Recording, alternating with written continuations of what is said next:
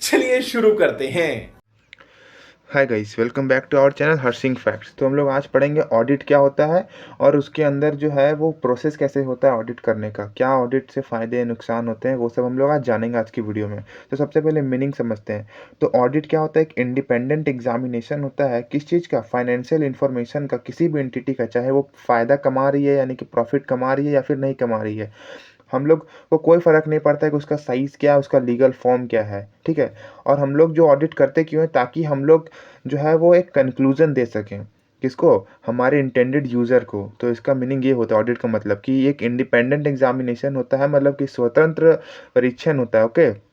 Financial information जैसे कि balance sheet का हो गया, प्रॉफिट एंड लॉस हो गया, कॉस्ट रिकॉर्ड्स हो गया, परचेज बिल वगैरह, इनवाइसेस हो गया, ठीक है? तो इन सब चीज़ को बोलते हैं फाइनेंशियल इंफॉर्मेशन। और ये सब हम चेक करते हैं किसी भी एंटिटी का जिसका हम लोग ऑडिट कर रहे हैं, वो प्रॉफिट कमा रही है नहीं कमा रही, कोई फ़र्क नहीं पड़ता है, ठीक है? उसका साइज़ भी मैटर नहीं करता, ना ही लीगल फॉर्म, ठीक है? When such an examination is conducted with a view to express an opinion. तो ये हो गया मीनिंग ऑफ ऑडिट। अब हम लोग आगे समझते हैं कि ऑडिट्स में जो है वो हम लोग को क्या इंश्योर करना रहता है। तो जो ऑडिटर होता है ना, उसको इंश्योर करना रहता है कि जो फाइनेंशियल स्टेटमेंट है वो किसी भी यूज़र को मिसलीड ना करे, किसी को भी गलत चीज़ ना बताए, ठीक है? तो ऐसा करने के लिए उसको कुछ कुछ चीज़ों को देखना पड़ता है। जैसे कि जो अकाउंट बनाए गए हैं मैनेजमेंट के द्वारा, उसको हम लोग चेक करेंगे कि वो बुक्स ऑफ अकाउंट के हिसाब से बनाए गए हैं या फिर नहीं। फिर जो entries in the books of account है वो adequately supported by sufficient and appropriate document होने चाहिए। मतलब कि अगर आपने परचेज का एंट्री डाला है तो परचेज बिल आपके पास होना चाहिए। फिर बोलता है none of the entries in the books of account have been omitted in the process of completion. बोल रहा है कोई भी एंट्री जो है वो आप भूल नहीं सकते। जैसे आपने 10 बार परचेज या सेल्स किया है तो ऐसा नहीं कि आप 8 बार ही रिकॉर्ड करिएगा। तो none of the books of account have been omitted, okay? किसी भी एंट्री को ओमिट नहीं होने देना है। फिर the information conveyed by the statement is clear and unambiguous. मतलब जो भी इंफॉर्मेशन आप बता रहे हैं वो एकदम क्लियर होना चाहिए और उसमें कोई भी गलती नहीं होनी चाहिए। Financial statement amount are properly classified होना चाहिए, डिस्क्राइब्ड होना चाहिए और डिस्क्लोज होना चाहिए। मतलब जो भी फाइनेंशियल स्टेटमेंट में अमाउंट है, जैसे कि 1 करोड़ रुपए है तो 1 करोड़ रुपए में कितना बैलेंस शीट में एसेट है, कितना उसमें लायबिलिटी है, वो आपको अच्छे से बताना पड़ेगा। तो प्रॉपरली क्लासिफाइड, डिस्क्राइब्ड और डिस्क्लोज होना चाहिए इन कन्फर्मिटी विथ अकाउंटिंग स्टैंडर्ड। तो टोटल 29 अकाउंटिंग स्टैंडर्ड्स हैं। तो 29 अकाउंटिंग स्टैंडर्ड्स हमें बताते हैं कि किस अमाउंट को कहाँ पे डिस्क्लोज करना है और कैसे उसको वैल्यूएशन करना है। तो वो हमें अच्छे से प्रॉपरली डिस्क्राइब, क्लासिफाइड और डिस्क्लोज करना चाहिए। फिर बोलता है the statement of account presented वो ट्रू एंड फेयर पिक्चर देना चाहिए, ठीक है? Operational results and asset and liabilities का, मतलब जो भी हम लोग अकाउंट प्रेजेंट कर रहे हैं किसी और को दिखाने के लिए, इंटेंडेड यूज़र को, वो बिल्कुल सही होने चाहिए। उसमें सही से एसेट और लायबिलिटी जो है उसको दिखाना चाहिए, एकदम सही और करेक्ट होना चाहिए। फिर बोलता है जो हमारा ऑडिट होता है वो कुछ कुछ अदर डिसिप्लिनरीज में भी यूज होता है। जैसे जब हम लोग अकाउंटिंग करते हैं तो हम लोग ये ध्यान में रखते हैं कि बुक्स को प्रॉपरली बनाएं ताकि ऑडिटर अच्छे से चेक करे। लॉज रेगुलेशन से हमारा ऑडिटिंग रिलेटेड होता है, इकोनॉमिक्स में भी हमारा ऑडिट रिलेटेड होता है। अगर ऑडिट अच्छे से होगा तभी हमारा बैलेंस शीट अच्छे से बनेगा, अच्छा सा मॉरल चेक रहेगा एम्प्लॉइज़ पे ताकि वो लोग अच्छे से काम करेंगे, तो इकोनॉमी बूस्ट होता है ऐसे, ठीक है? बिहेवियरल साइंस से रिलेटेड है, स्टैटिस्टिक्स और मैथ्स ऑडिट में आता है, ठीक है? जब हम लोग सैम्पलिंग अप्रोच लगाते हैं। डेटा प्रोसेसिंग से रिलेटेड है, फाइनेंशियल मैनेजमेंट भी ऑडिटिंग से रिलेटेड है, जब हम लोग रेशियो वगैरह चेक करते हैं कंपनी का। फिर प्रोडक्शन वगैरह सभी से ये जो है ऑडिटिंग रिलेटेड होता है। तो ये बताना चाह रहा है ये डायग्राम। फिर आगे चलते हैं, ऑब्जेक्टिव क्या होता है ऑडिटर का, ठीक है? ऑडिटर का ऑब्जेक्टिव होता है, हम लोग चेक करते हैं यहाँ पर, objective of the auditor in accordance with ऐसे 200। तो ऐसे का मतलब होता है स्टैंडर्ड्स ऑन ऑडिटिंग। ऐसे 200 बोलता है overall objective of independent auditor. Independent auditor का मतलब कि उस पर किसी का दबाव नहीं है, मतलब कि वो कंपनी से लोन नहीं लिया है, उसने शेयर्स नहीं खरीद रखे हैं जिस कंपनी का वो ऑडिट कर रहा है, तो उसको बोलते हैं independence. The conduct of an audit in accordance with standards on auditing बोलता है ऑडिटिंग का जो मतलब मेनली ऑब्जेक्टिव क्या होता है, दो ठो होता है कि वो रीजनेबल अश्योरेंस, यानी कि हम लोग जो है एक तरह से इतना इतना अश्योरेंस ले लें कि भाई हम लोग के हिसाब से ट्रू एंड फेयर व्यू है, जो भी चीज़ पे हम लोग ओपिनियन दे रहे हैं, तो उसको बोलते हैं reasonable assurance. Through obtain reasonable assurance about whether the financial statement as a whole are free from material misstatement whether due to fraud or error। मतलब कि हम लोग को चेक करना है ना और बताना है कि जो भी फाइनेंशियल स्टेटमेंट है वो फ्री है किससे, मटेरियल मिसस्टेटमेंट से। मटेरियल मिसस्टेटमेंट मतलब कि किसी भी गलती से जो कि बहुत बड़ी है, परवेसिव है, तो उन गलतियों से हमारा जो फाइनेंशियल स्टेटमेंट है वो सही है। मतलब हमने अपने फाइनेंशियल स्टेटमेंट में कोई भी गलती नहीं की है, कोई भी लॉज रेगुलेशन का वायलेशन नहीं किया है। ये गलती जो है हम जानबूझ के भी कर सकते हैं, अगर जानबूझ के करते हैं तो उसको फ्रॉड बोलते हैं, अगर गलती से हो गया तो एरर बोलते हैं। तो जो भी गलती हो या तो फ्रॉड की वजह से हो सकती है या तो एरर की वजह से। ये चेक करने के बाद ऑडिटर एक्सप्रेस करता है अपना ओपिनियन कि क्या फाइनेंशियल स्टेटमेंट जो प्रिपेयर हुए हैं वो सारे मटेरियल रिस्पेक्ट में इन accordance with applicable financial reporting framework हैं।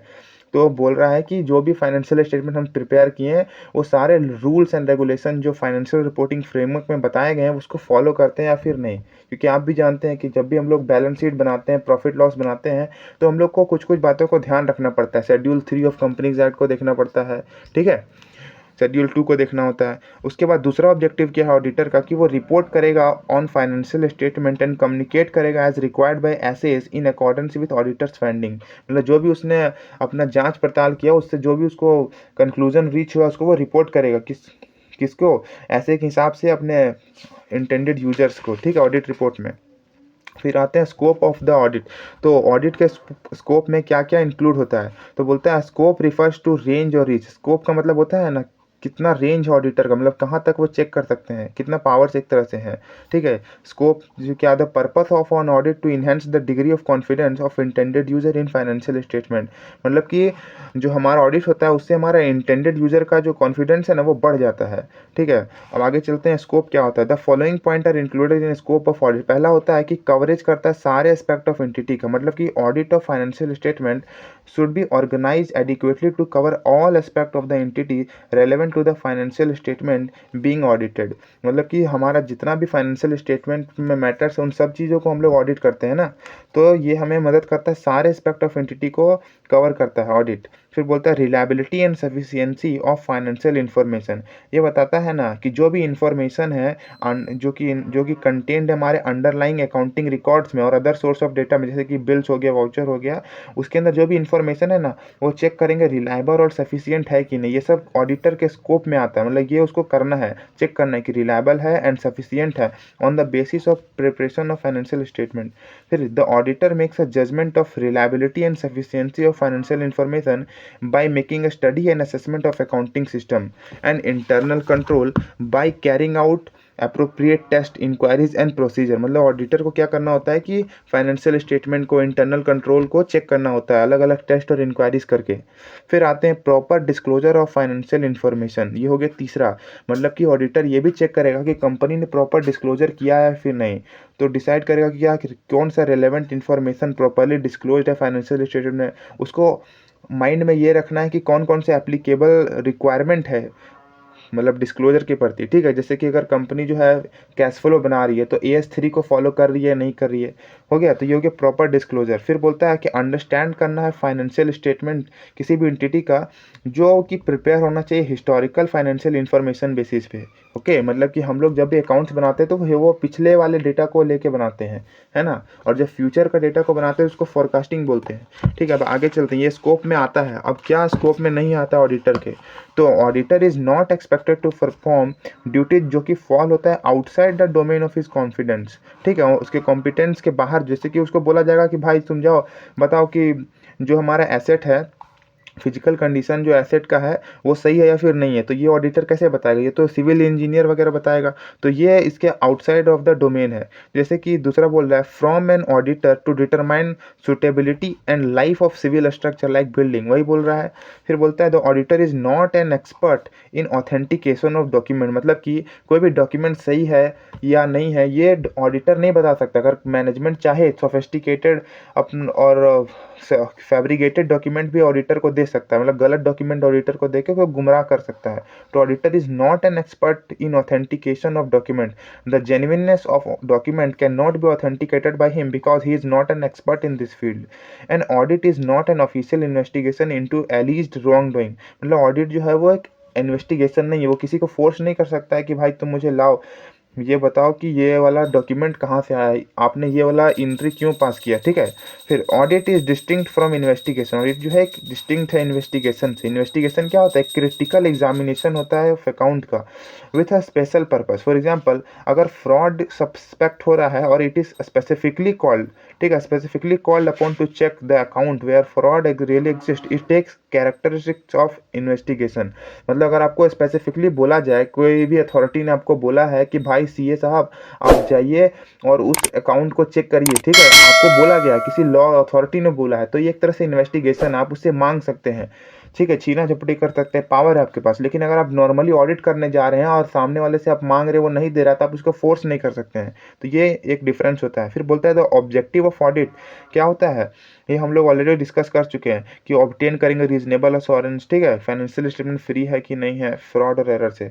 फिर अब आगे चलते हैं कि इनहेरेंट लिमिटेशन क्या होता है ऑडिट का। मतलब ऐसा नहीं कि ऑडिट जो है वो सब कुछ को कैटर कर लेगा, सब कुछ को ठीक कर देगा, ऐसा नहीं। ऑडिट में क्या होता है ना कि कुछ लिमिटेशन है। पहला लिमिटेशन है कि जब भी हम लोग फाइनेंशियल स्टेटमेंट को चेक करते हैं तो उसमें मैनेजमेंट का जजमेंट इन्वॉल्व रहता है। तो जो भी फाइनेंशियल स्टेटमेंट बनाता है मैनेजमेंट, तो वो अपने हिसाब से बनाता है। प्रोविजन को 10 करोड़ का है, वो मान लेगा कि नहीं 20 करोड़ का, ताकि क्या एक तरह से उसका कॉस्ट जो है वो बढ़ जाए और प्रॉफिट कम आए। तो वो कुछ भी जजमेंट लगा के गलत डॉक्यूमेंट बना सकता है। तो बोलता है कि जो ऑडिट होता है वो, उसमें पहला लिमिटेशन है नेचर ऑफ फाइनेंशियल रिपोर्टिंग, जिसमें बताया गया कि प्रिपरेशन ऑफ फाइनेंशियल स्टेटमेंट, यानी कि जब फाइनेंशियल स्टेटमेंट बनाते हैं तो उसमें मैनेजमेंट का जजमेंट इन्वॉल्व होता है, ठीक। उसके बाद नेचर ऑफ ऑडिट प्रोसीजर, इसमें आप डायरेक्टली समझिएगा, ऑडिट प्रोसीजर में प्रैक्टिकल लिमिटेशन हो सकता है और लीगल लिमिटेशन, ठीक है, practical and legal limitation. Practical का एग्जांपल देता हूं मैं, जैसे कि आप सैम्पलिंग अप्रोच लगा रहे हैं, ठीक है, सैम्पलिंग अप्रोच लगा रहे हैं, 100 ट्रांजेक्शन है परचेज का, आपने सिर्फ 50 ट्रांजेक्शन को चेक किया, तो 50 अगर सही निकले तो आपको लग रहा है कि पूरा 100 सही होगा, तो ये हो गया प्रैक्टिकल लिमिटेशन, जबकि होता नहीं, हो सकता है आने वाले नेक्स्ट 50 ट्रांजेक्शन गलत हो। तो ये प्रैक्टिकल लिमिटेशन। लीगल लिमिटेशन में क्या होता है कि मैनेजमेंट जो है वो प्रोवाइड नहीं करेगा कंप्लीट इन्फॉर्मेशन को, ठीक है, जब भी ऑडिटर उसको रिक्वेस्ट करेगा। और हम लोग कुछ भी नहीं कर सकते, there is no way by which auditor can force management to provide complete information as may be requested by the auditor. Auditor जो कुछ नहीं कर सकता है, फोर्स नहीं कर सकता है, तो ये हो गया लीगल लिमिटेशन कि लीगली उसके पास पावर नहीं है, ठीक है। उसके बाद आता है कि not in nature of investigation, audit क्या है, एक इन्वेस्टिगेशन नहीं है, तो हम लोग फोर्स नहीं कर सकते हैं। चौथा है कि timeliness of financial reporting and decrease in relevance of information over time. The relevance of information decrease over time and auditor cannot verify each and every matter. Therefore, a balance has to be struck between reliability of information and cost of obtaining it. मतलब कि ये हो सकता है ना कि आज आपने कोई भी इनवाइस चेक किया और आप हो सकता है कुछ इनवाइस को छोड़ दिए, लेकिन आपको लग रहा है 1 साल बाद कि चलो वो वाला इनवाइस को चेक कर लेते हैं। तो क्या है कि अब देखिए 1 साल बाद उस इनवाइस का ज़रूरत जो है वो ख़त्म हो चुका है, क्योंकि अब टाइम जो है वो बीत चुका है बहुत ज़्यादा, तो डिक्रीज हो जाता है रेलेवेंस ऑफ इन्फॉर्मेशन समय के साथ। फिर अब आगे चलते हैं, आगे बोलता है फ्यूचर इवेंट्स। तो हो सकता है एक और लिमिटेशन है, लास्ट लिमिटेशन, कि जो फ्यूचर इवेंट और कंडीशन जो कि कास्ट करते हैं कि हमारा जो एंटिटी है ना वो कंटिन्यू इट्स बिजनेस नहीं कर पाएगा, ठीक है। तो जो भी कंडीशन होता है कि हमारा एंटिटी आगे जाके चलते रहेगा, ये हम लोग 100% नहीं बता सकते हैं। तो ये क्या हो गया, लिमिटेशन हो गया। तो इसको हम शॉर्ट में यहाँ देख सकते हैं कि इनहेरेंट लिमिटेशन में सबसे पहला होता है कि preparation of financial statement judgement involve करता है मैनेजमेंट का। फिर नेचर ऑफ ऑडिट प्रोसीजर में प्रैक्टिकल और लीगल लिमिटेशन होता है। और उसके बाद बोलता है कि नेचर ऑफ इन्वेस्टिगेशन में तो ऑडिट एक इन्वेस्टिगेशन नहीं है। फिर एक है timeliness of financial reporting and decrease in relevance of information over time, मतलब कि समय के साथ जो है वो इन्फॉर्मेशन का वैल्यू खत्म होने लगता है। फिर फ्यूचर इवेंट और कंडीशन जो कि अफेक्ट करेगा एंटिटी को एडवर्सली, मतलब नेगेटिवली अफेक्ट करेगा। एडवर्स इवेंट में seriously affect ability to continue as a going concern. फिर अब आते हैं what is an engagement. Engagement क्या होता है, तो इंगेजमेंट शादी वाला नहीं, ऑडिट में इंगेजमेंट का मतलब होता है कि engagement means arrangement to do something. Audit में क्या होता है, इसका मतलब कि it means a formal agreement between audit और उसके क्लाइंट के साथ, ठीक है। ऑडिटर और उसके क्लाइंट के साथ जब हम लोग कोई एग्रीमेंट करते हैं कि हम, ऑडिटर एग्री करता है कि हम आपको ऑडिटिंग सर्विस देंगे, तो इसको बोलते हैं इंगेजमेंट। और इसमें हम लोग इंगेजमेंट लेटर भेजते हैं, ऑडिटर भेजता है, एक तरह से ऑडिटर जो है वो भेजता है किसको, मैनेजमेंट को। अब आगे चलते हैं। External audit engagement. The purpose of external audit engagement is to enhance the degree of confidence of intended user of financial statement. Such engagement are also reasonable assurance engagement. ठीक है, तो इसको बोलते हैं रीजनेबल अश्योरेंस एंगेजमेंट। बेनिफिट क्या है audit का, चलिए वो समझते हैं। सबसे पहले ऑडिट ऑफ अकाउंट जो है वो हाई क्वालिटी इंफॉर्मेशन हम लोग को बताता है। It gives confidence to user, ये यूजर को कॉन्फिडेंस देता है। रिलाइंग क्वालिटीज़, ठीक है, हम लोग जो है क्वालिटीज़ जो है इंफॉर्मेशन का वो अच्छे से समझ पाते हैं। हम लोग रिलाई कर पाते हैं कि हाँ जो भी ऑडिटर ने साइन किया है तो वो इन्फॉर्मेशन सही होगा, तो रिलाई कर पाते हैं। दूसरा है कि in case of company share holder जो है उसका इंटरेस्ट सेफगार्ड होता है। फिर तीसरा मॉरल चेक होता है एम्प्लॉइज़ पे, क्योंकि उन लोग को डर लगा रहता है कि वो कमिट करेंगे फ्रॉड को तो वो लोग डिस्कवर हो जाएंगे ऑडिट में। तो ये हो गया आपका 3 बेनिफिट। और बेनिफिट चलिए समझते हैं। ऑडिट जो है, ऑडिटेड फाइनेंशियल स्टेटमेंट हेल्प करता है गवर्नमेंट अथॉरिटीज़ को डिटर्मिनेशन ऑफ टैक्स लायबिलिटी। फिर ऑडिटेड फाइनेंशियल स्टेटमेंट जो है can be relied upon bye lender bankers और मेकिंग क्रेडिट डिसीजन। मतलब कि बैंक लोग जो है जब ऑडिटेड फाइनेंशियल स्टेटमेंट देखते हैं तो उसको देख के वो लोग जजमेंट बताते हैं कि हाँ ठीक है ये तो बिल्कुल सही है, इसमें हम लोग इसको लोन दे सकते हैं, क्रेडिट डिसीजन लेते हैं। फिर एन ऑडिट में भी ऑल्सो डिटेक्ट फ्रॉड और एरर और बोथ। ऑडिट जो है वो हेल्प करता है फ्रॉड और एरर को पता करने में। और लास्ट है कि ऑडिट जो है वो रिव्यू करता है existence and operation of various control operating in an entity. ठीक है, इसलिए वो हेल्पफुल होता है डिफिशियंसीज को पता करने के लिए। तो जब भी ऑडिट करते हैं तो हमारे अपने ऑर्गेनाइजेशन के अंदर क्या क्या डिफिशियंसीज है, प्रॉब्लम्स है इंटरनल कंट्रोल में, वो सब हम लोग पता कर पाते हैं। तो ये हो गया क्या एडवांटेज ऑफ ऑडिट। फिर अब हम लोग समझते हैं कि ऑडिट मैंडेटरी है या वॉलंटरी। तो ऑडिट जो है वो मैंडेटरी होता है कंपनीज के लिए, लिस्टेड कंपनीज के लिए और किसी किसी अनलिस्टेड कंपनीज के लिए भी। ओके, और कौन अपॉइंट करता है, तो गवर्नमेंट कंपनी है तो सीएजी, और अगर नॉर्मल कंपनी है तो एजीएम में अपॉइंट होता है मेंबर के द्वारा, और अगर फर्म है तो पार्टनर अपॉइंट करेगा। ठीक है, फिर आगे चलते हैं। हम लोग जो है ऑडिट रिपोर्ट किसको सबमिट करेंगे, तो जिसने हमें अपॉइंट किया है, सिंपल सी बात है। अब आगे चलते हैं क्या होता है अश्योरेंस इंगेजमेंट। तो यहाँ पर आते हैं अश्योरेंस इंगेजमेंट पे।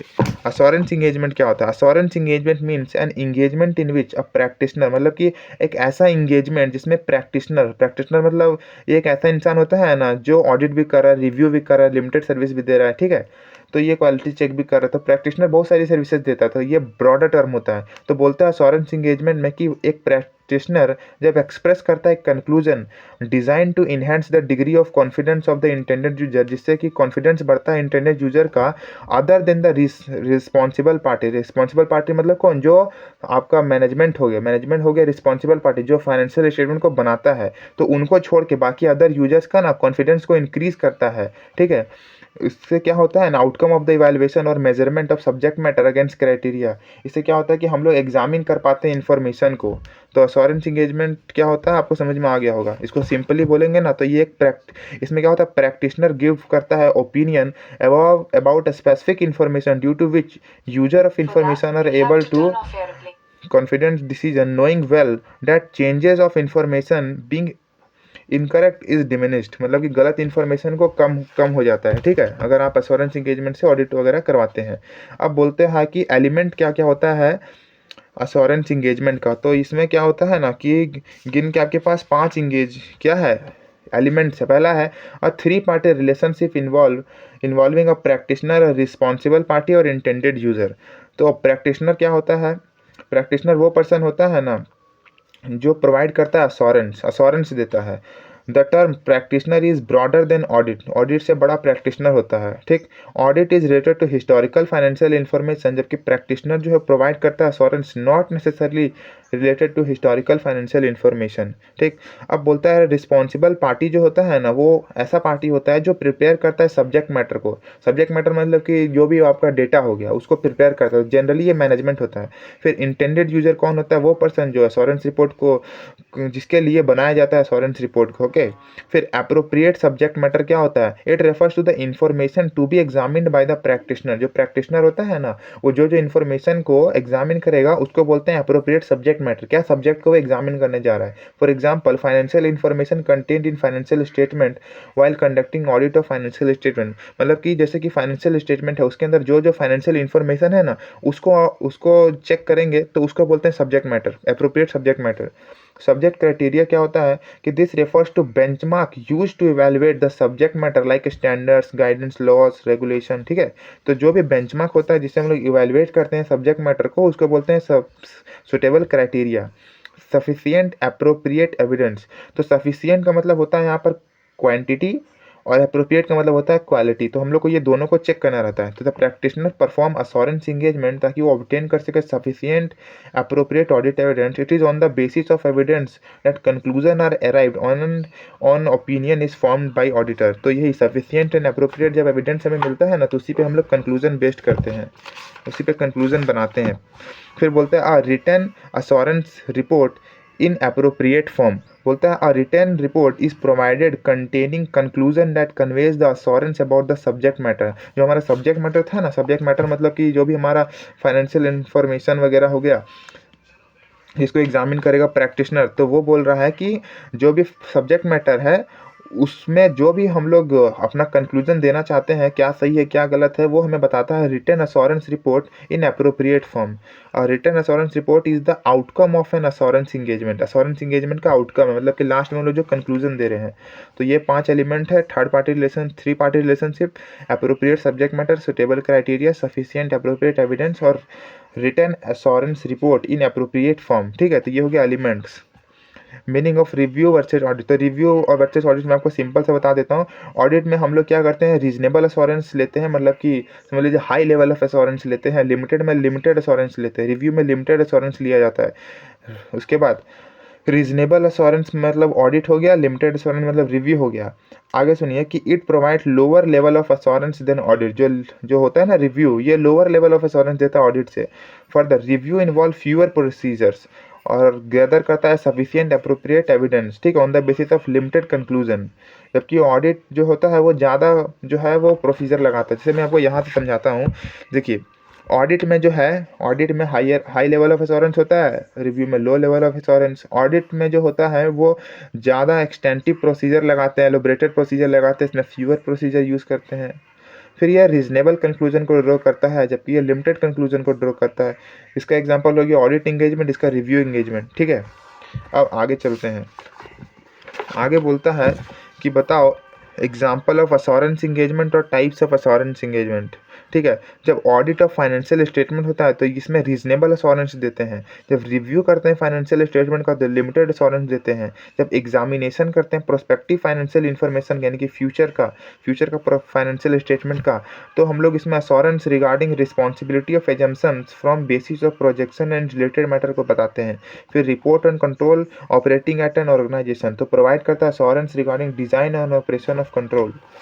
अब ये वाला जरा डायग्राम देखिए, अश्योरेंस इंगेजमेंट होता है जिसमें आपका रीजनेबल अश्योरेंस इंगेजमेंट भी आता है जिसको ऑडिट बोलते हैं, लिमिटेड अश्योरेंस इंगेजमेंट आता है जिसको रिव्यू बोलते हैं, और अश्योरेंस इंगेजमेंट जिसमें हम लोग प्रोस्पेक्टिव को चेक करते हैं। तो ये आपका हो गया अश्योरेंस इंगेजमेंट। फिर quality control, qualities of auditor, तो ऑडिटर कैसा होना चाहिए, टैक्ट होना चाहिए, कॉशन होना चाहिए, इसमें फर्मनेस होना चाहिए, good temper, integrity, discussion, industry का नॉलेज होना चाहिए, जजमेंट अच्छे से करे, पेशेंस हो उसके अंदर, क्लियर हेडनेस हो, ठीक है, गोल क्लियर हो उसका, रिलायबिलिटी हो ऑफ सम क्वालिटीज़। ठीक है, उसके बाद ह्यूमन क्वालिटीज़ भी उसके अंदर होने चाहिए।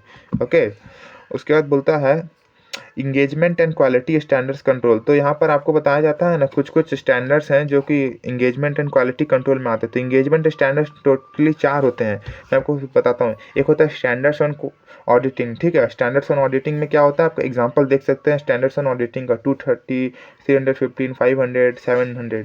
अब होता है एक रिव्यू इंगेजमेंट जिसके बारे में मैंने बता दिया, लिमिटेड अश्योरेंस प्रोवाइड करता है। तो इसका 2 एग्जांपल है, SRE 2400, SRE 2410। अब इसके आगे आते हैं, तो ये हमारे पास है स्टैंडर्ड्स ऑन अश्योरेंस इंगेजमेंट। तो अश्योरेंस इंगेजमेंट क्या होता है ना, ये other than historical financial information का एक तरह से स्टैंडर्ड है। इसमें हम लोग प्रोस्पेक्टिव फाइनेंशियल इन्फॉर्मेशन को चेक करते हैं। ठीक है, it is to be noted that such type of assurance engagement examination is not on historical financial information और इंगेजमेंट में relate to providing assurance related to non financial matter like design and operation of internal control in an entity. तो ये पिछला जो historical financial information है उसका बारे में नहीं बात करता है, ये तो नॉर्मल बात करेगा। ठीक है, आने वाले समय का कौन सा, स्टैंडर्ड्स ऑन अश्योरेंस इंगेजमेंट। ठीक है, आप समझिए इसका एग्जांपल SAE 3400 और SAE 3420 एग्जांपल है। एक होता है रिलेटेड सर्विस। रिलेटेड सर्विस का मतलब होता है ना कि आप जो है खुद ही अकाउंट बना दे रहे हैं, किसका, कंपनी का। वो उन्होंने बोला है, आपको हायर किया कि आप मेरा अकाउंट बना दीजिए, ठीक है, मेरा फाइनेंशियल में असिस्ट कर दीजिए, ठीक है, मैनेजमेंट को असिस्ट कर दीजिए, तो उसके लिए आप SRE का यूज़ करते हैं। तो इसमें भी 2 स्टैंडर्ड्स का एग्जांपल दे रखा है, जैसे कि SRS 4400, SRS 4410। अब एक क्वालिटी कंट्रोल होता है। तो क्वालिटी कंट्रोल क्या होता है ना कि एस्टैब्लिश करता है standards and providing guidance regarding a firms responsibility for its system of quality control for the conduct of audit and review of historical financial information and for the assurance and related service engagement।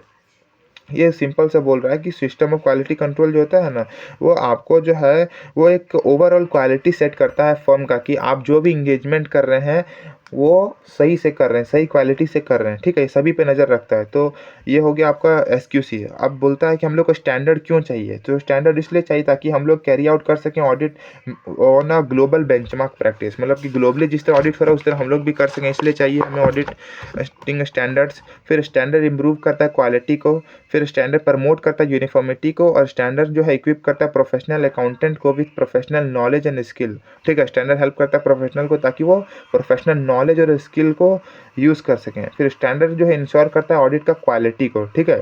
अब आगे आते हैं कि duties in relation to engagement and quality control standards. तो इसमें हमें follow करना रहता है नॉर्मली उसके जितने भी स्टैंडर्ड्स बने हुए हैं उसको, ठीक है। ये हो गया।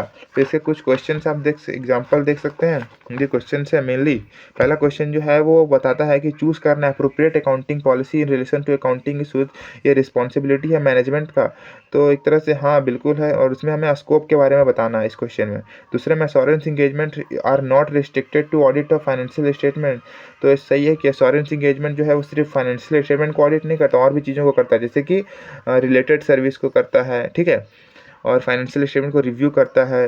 तो ये तो हो गया इसका आंसर। बाकी इन क्वेश्चंस को आप देख सकते हैं अपने एंड पे। और इतना दूर अगर आप आए तो प्लीज़ सब्सक्राइब और लाइक ज़रूर करिएगा। Thank you guys.